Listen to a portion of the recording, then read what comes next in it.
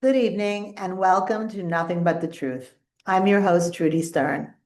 We are watching something unfold in this country that is far more dangerous than people realize.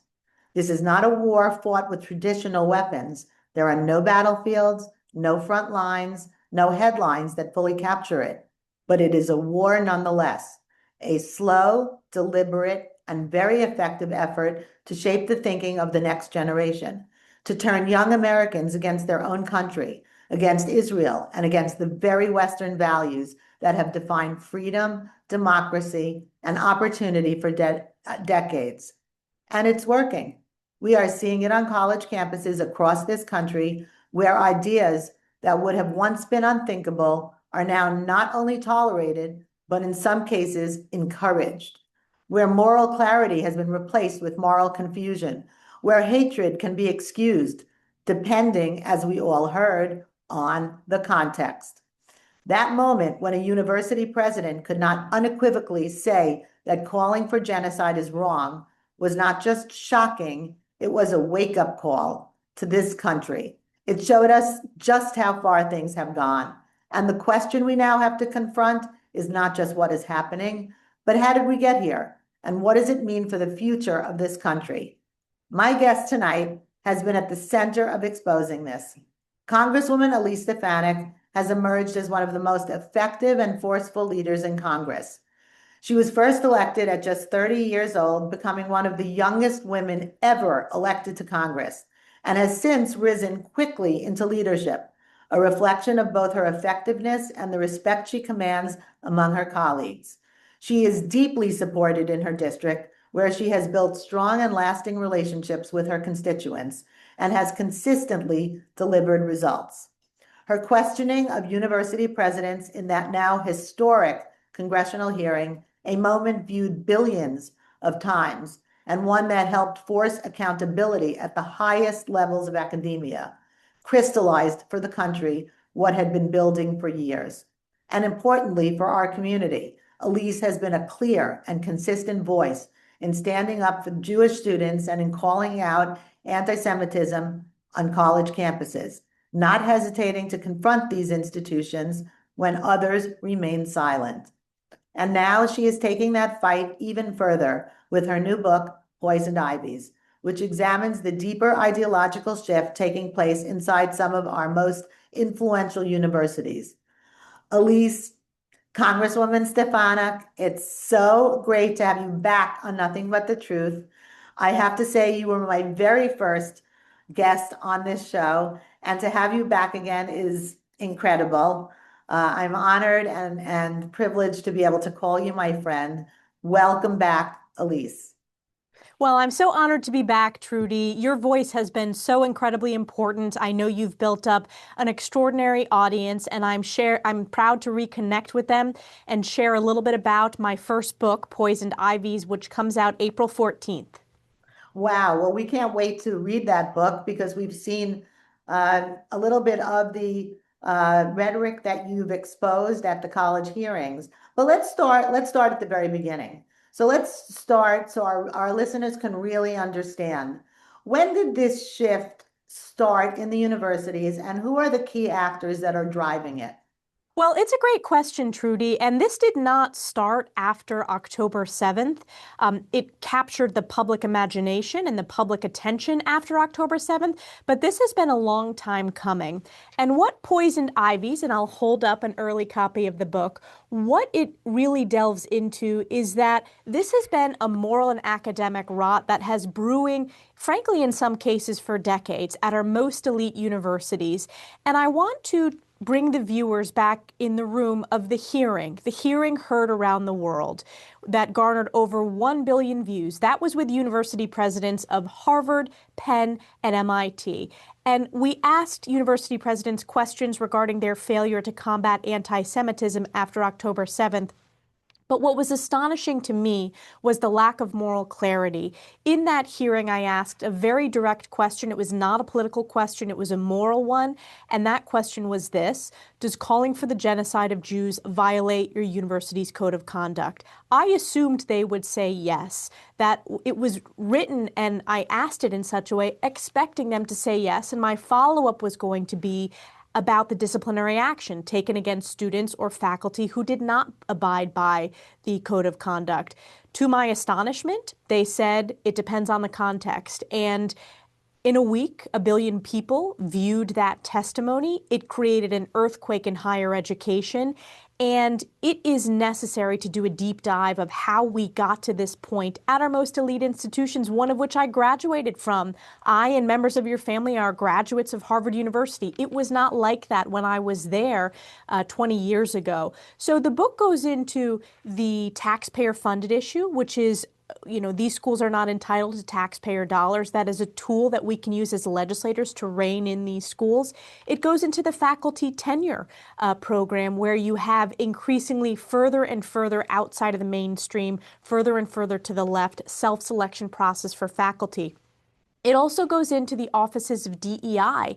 In the case of Harvard, for example, even prior to October 7th, there was a group of Jewish students who had reached out to Harvard's Office of DEI, raising concerns of the rise of anti-Semitism. They didn't even get a response, which is inexcusable. And then it also touches upon the foreign funding crisis, the amount of foreign dollars flowing into U.S. higher education institutions. We need to tackle that issue and block anti-American foreign dollars trying to create propaganda or add strings attached to curricula or professors. So there's a lot in this book. And if you watch that hearing and were disturbed, you're going to want to read this book.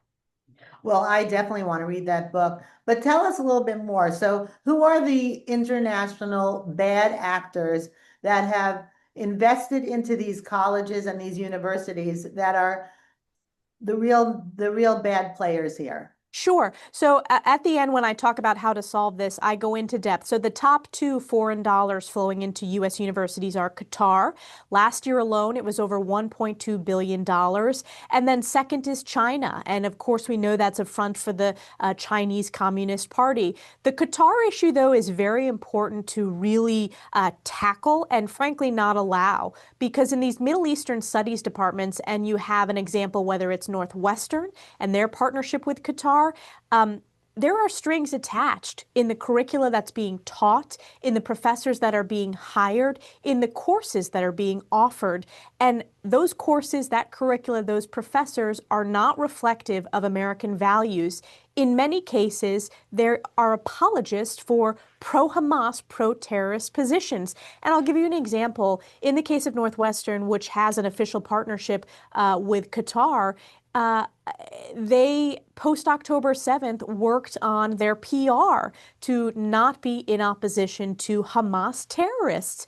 That, frankly, is un-American, and it puts our national security at risk, but it really puts at risk exposing our next generation of leaders who are students, our best and brightest in America, who should not be forced to kind of deal with the foreign dollar propaganda that's flowing into these universities. One action that we've taken legislatively is we passed what's called the Deterrent Act to close up some of the loopholes with foreign dollars flowing into university senators or university professors, to make sure that that's fully transparent. And then I think we got to nip it and not allow foreign dollars from certain adversarial countries.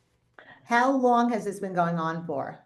This has been going on for quite some time. I mean, this was an issue when it comes to China dollars that we've dealt with from Congress a few years ago. China had been funding what are called Confucius Institutes at U.S. colleges and universities, and we were able to block that in the National Defense Bill because they, purported themselves to be cultural outreach, but the reality was they were front propaganda for the Chinese Communist Party to try to infiltrate our colleges and universities. And that was years ago, before the American people really started paying attention to what was happening in higher education. So that's one piece. I think what's of interest in this book is I did a deep dive at some of the most the most elite campuses. So Harvard, Penn, Columbia, We also go into depth into campuses that are getting it right. For example, Dartmouth is an Ivy League school, but they've had tremendous, strong leadership focused on academic and moral exceptionalism, which has been in contrast to what we've seen at some of the other Ivy League institutions. I also point out Vanderbilt, University of Florida, who are really doing a tremendous job. And you're seeing both parents and students vote with their feet, vote with their tuition dollars, not going to these, once very prestigious Ivy League schools that have fundamentally lost their way. So are those schools that are getting it right, like Dartmouth, University of Florida, what has happened there? They were not offered dollars by Qatar, by the Chinese government, or were they offered the same type of money, but they just turned it down?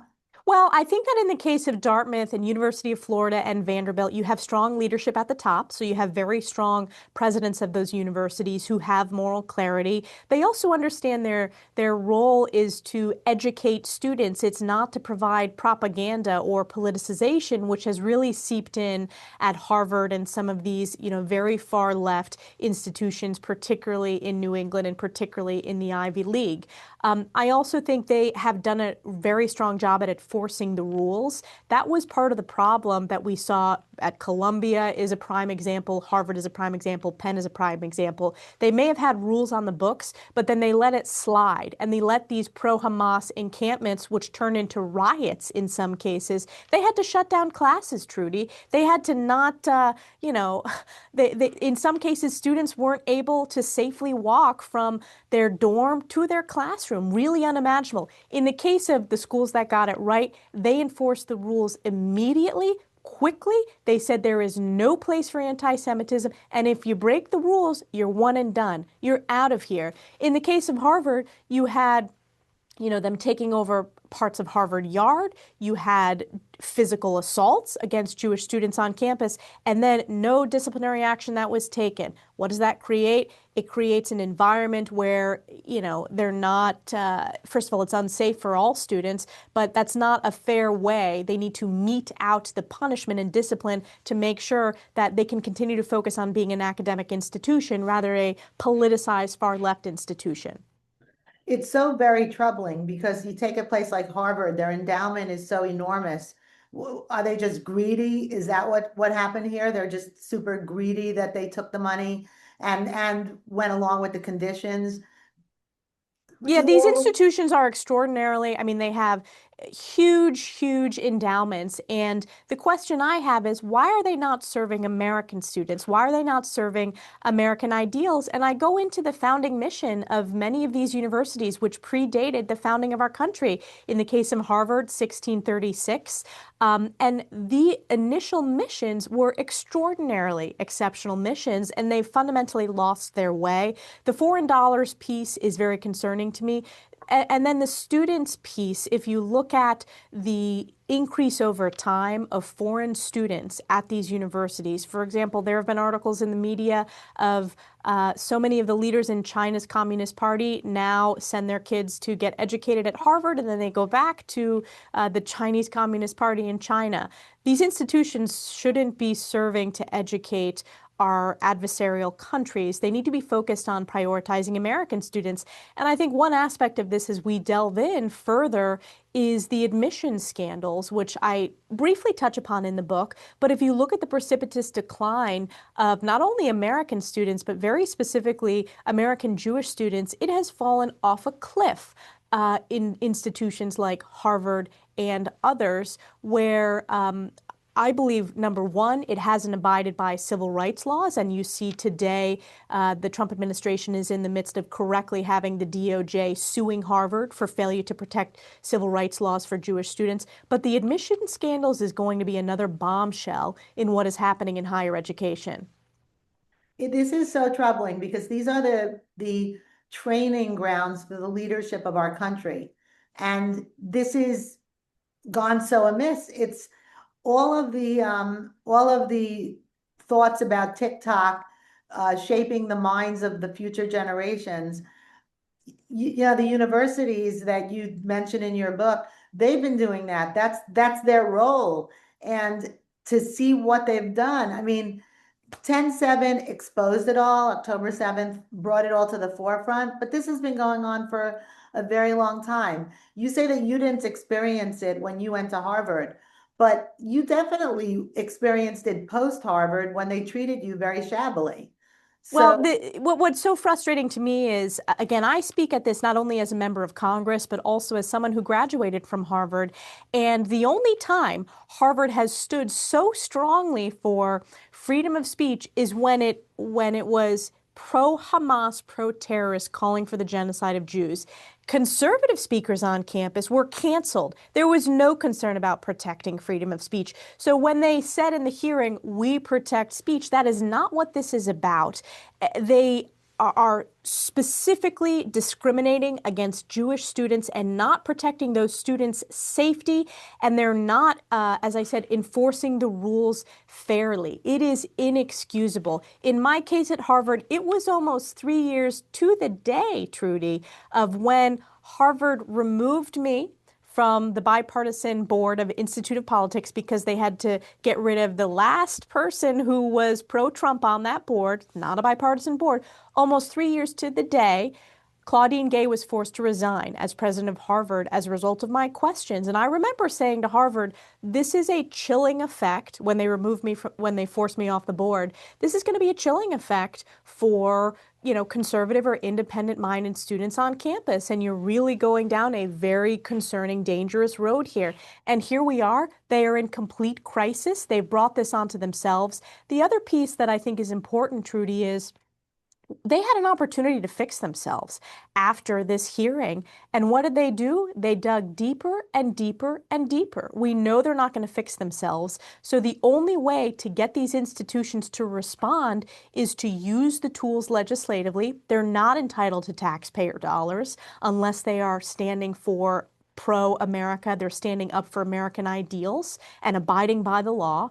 And then the Department of Justice lawsuits are very, very important to make sure, as I said, these schools are abiding by civil rights protections for all students, including Jewish students that have been under assault. And in the book, I talk about particular students' experiences because I think it's very important for people to understand how, not only how vile, but how just unimaginable some of these experiences were for these bright undergraduates who they're off at college, they're young leaders, to have to try to study in this type of environment when they can't even go to class. It's really stunning and un-American. They're the real stars in this book because they spoke out, they testified to Congress, and really blew the whistle on this. what do you see as the motive here? What is the motive behind having such a biased, anti-American, anti-West, anti-Israel platform? So Trudy, that's a really important question. I've thought a lot about that. I think the crisis of anti-Semitism in higher education is the canary in the coal mine of this much broader assault on Western civilization, on American exceptionalism, on academic excellence, on moral truths. And this is a cultural and societal and civilization really clash that is playing out. And it's very important that Americans maintain our moral clarity on this issue, that we continue to strengthen our alliances with key allies like Israel in this very righteous fight against, for example, the Iranian Ayatollahs, the largest state sponsor of terrorism, and that we lead the Western world. These institutions are the envy of the world, but they have fundamentally lost their way. They need to go back to their founding missions that really helped, frankly, birth America. If you look at some of places like Columbia and their ties to the founding fathers, or UPenn, Benjamin Franklin helped found that, or Harvard in the case that it educated the clergy in Massachusetts and was part of the fervor that led to the American Revolution. So I think this is an important book in the broader kind of national security space and as people are looking at what's happening around the world. It is a must read. There was a reason that that hearing resonated in such a potent way. This book does a deep dive back room into the hearing. It has some bombshell testimony in terms of when we had various people in depositions, and it's a riveting read. I also, Trudy, the other reason why I wrote it is I fear that the mainstream media may try to brush it under the rug and say, oh, this was just a few instances at a few schools, and it's, they'll try to make it not a big deal. It was a watershed exposure and an earthquake, and they should not try to brush it under the rug. This needed to be in one volume of what happened on our university campuses during this very critical turning point in American history, but also in global history. Well, I think it's a critically important book because make no mistake, this is one of the weapons of war that's being waged against our country right now. If you can shape the minds of the future and the future leaders, then you are essentially winning a war without any bullets. And I think that's what you expose here. And I can't thank you enough for that, because if we would just be asleep at the wheel as we had been for so long, we would just wake up and we would be in a different country, and subtly and patiently just taking it over.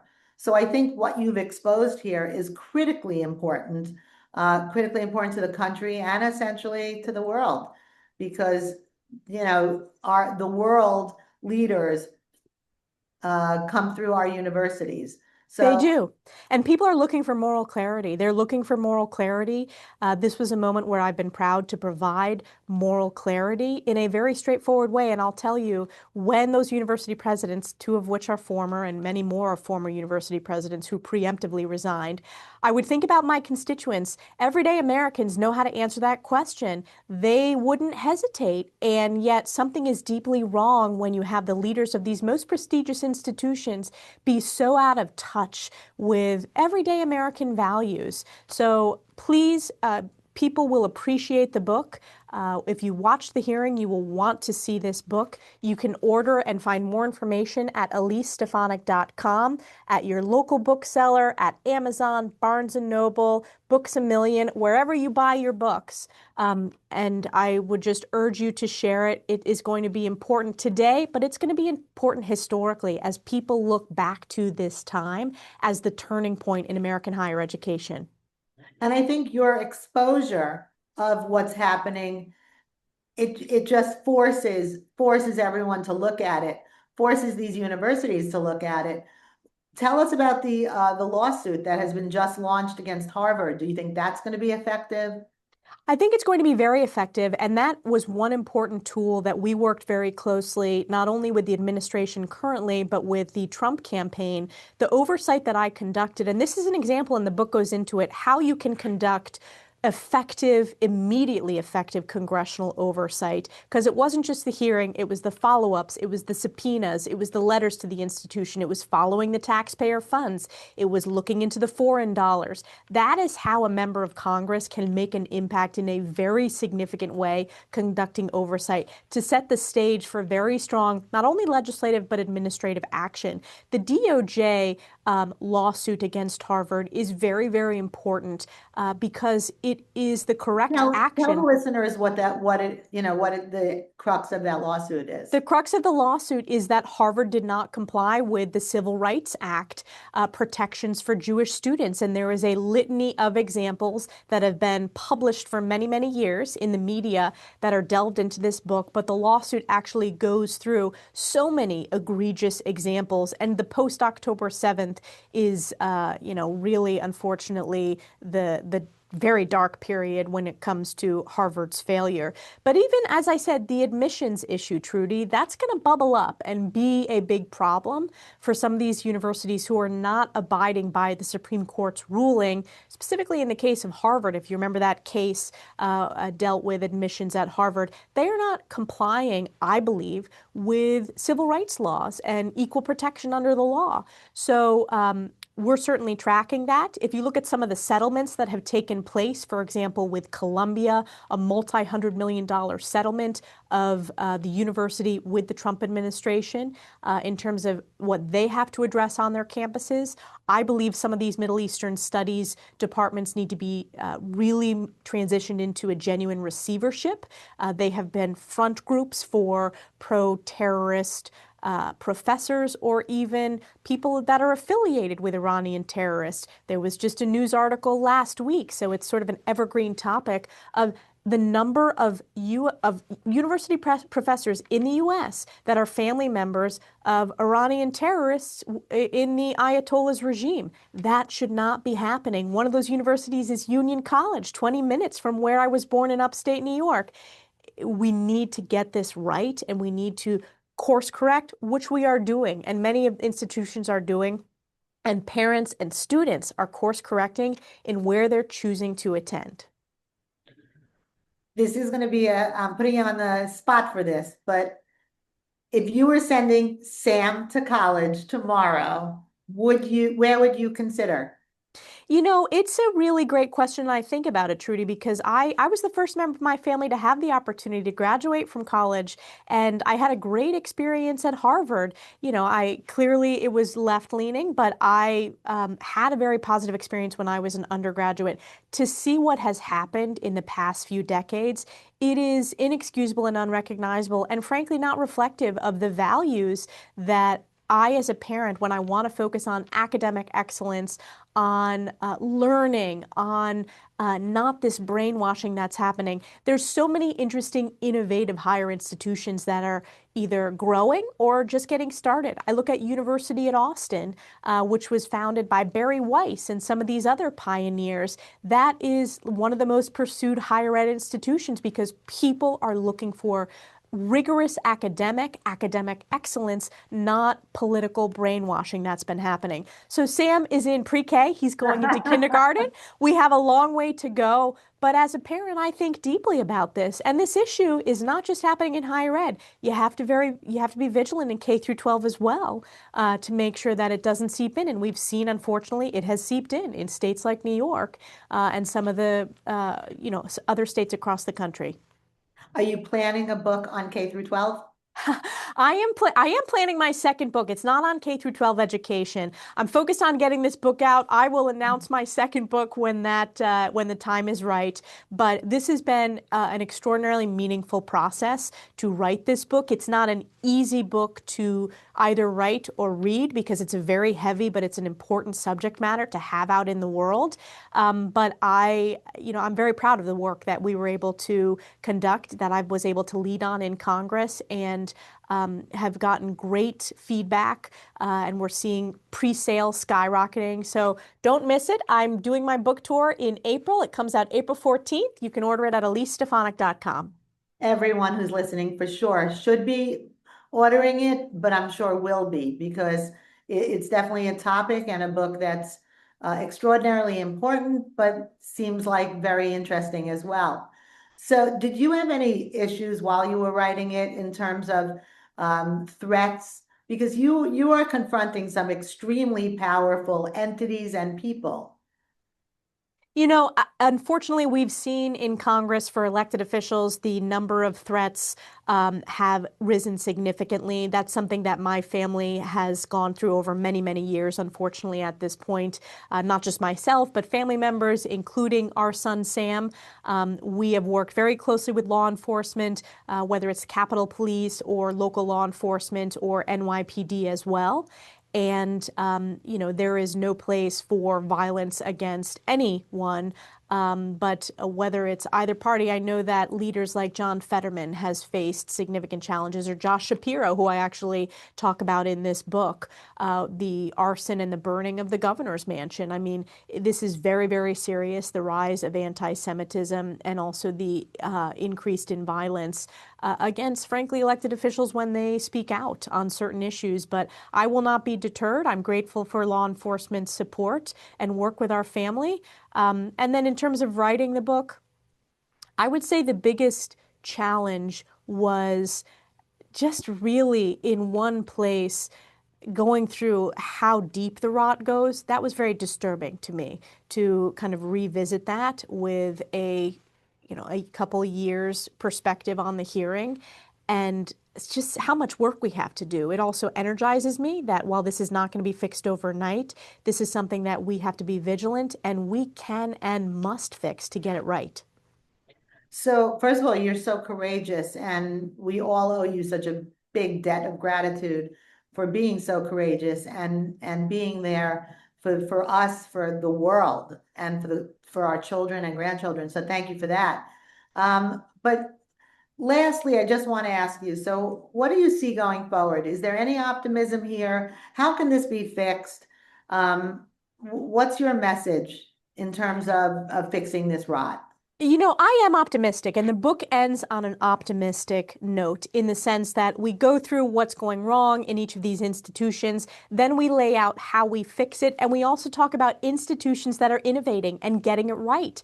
And I think with American ingenuity, with a strong American moral compass, we have an opportunity to not only fix higher education, but solve just seemingly intractable challenges. And I am inspired every day by these young leaders, young entrepreneurs, these young students who are speaking out in extraordinarily courageous ways. So it does end on a very positive, Trudy, in terms of laying out what this important moral fight is, but also how we can commit as fellow Americans to stand for that, for moral clarity, and also stand for academic excellence, which some institutions are doing, some are not, who have lost their way that I lay out here. So I am generally an optimist, and I've seen as a member, I've been in Congress 6 terms, I'm in my 12th year, you can make an impact. This hearing is an example of how you can make a gigantic impact in sort of resetting the course on an entire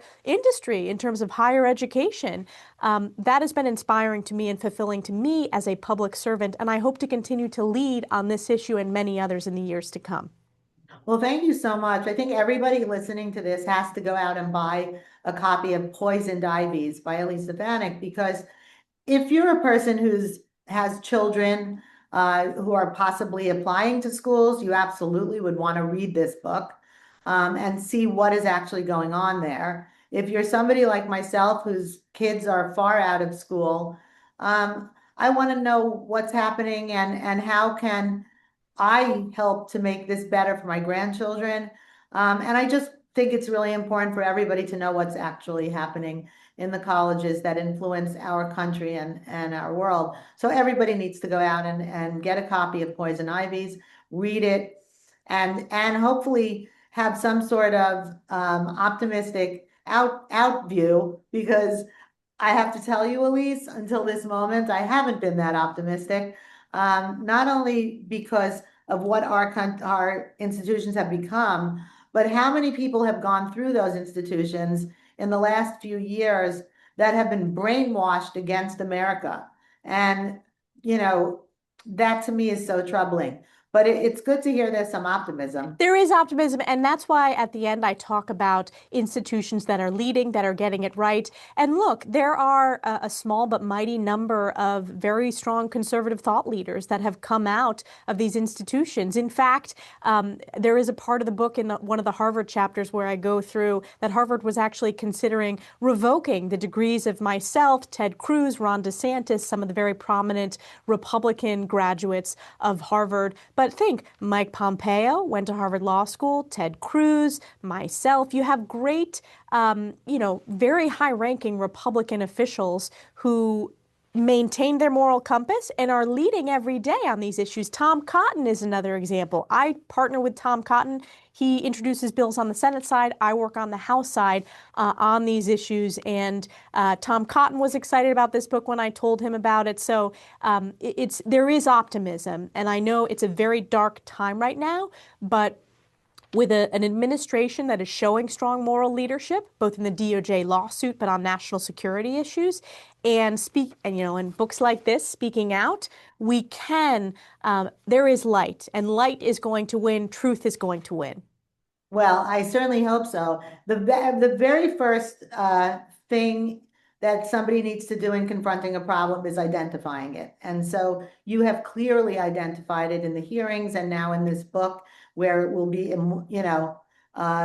available to everybody forever to actually see this. And I think that it's almost like the institutions that you've mentioned in the book and the institutions that are the problems will have to just have this in their face at all times. I know this is going to be a bestseller. There's no question about it. It's going to be as good as the hearings. The hearings, what, 80 billion people have seen those hearings.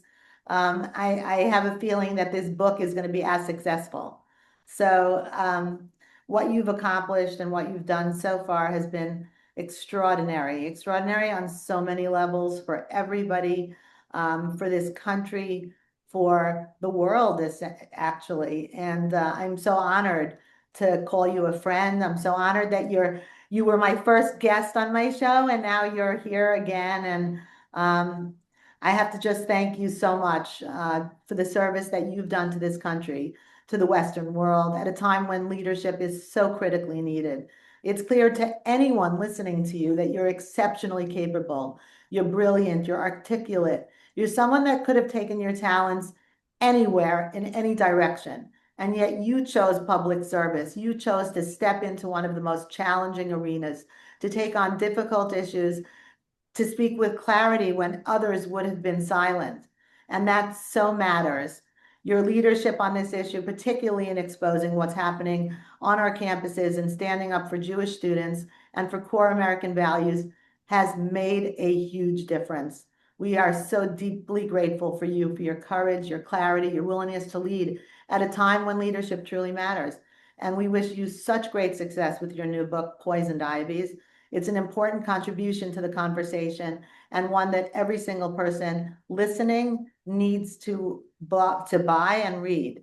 So Elise, thank you so much again for joining us. Thank you, Trudy. It comes out April 14th, Poisoned Ivies. You can get it at any of your booksellers. More information at EliseStefanik.com. Amazing. Everyone needs to do that. To our listeners, thank you so much for joining us. This has been Nothing But the Truth with our very special guest, Congresswoman Elise Stefanik, discussing her upcoming book, Poisoned Ivies, which will be available April 14th. Everybody needs to get a copy. It's something that is a must read. You can catch us every Thursday at 9:30 p.m. on the radio. If you missed any part of this show or want to listen to any of our past episodes, you can find Nothing But the Truth wherever you get your podcasts. Until next time, stay strong, stay informed, and keep seeking nothing but the truth.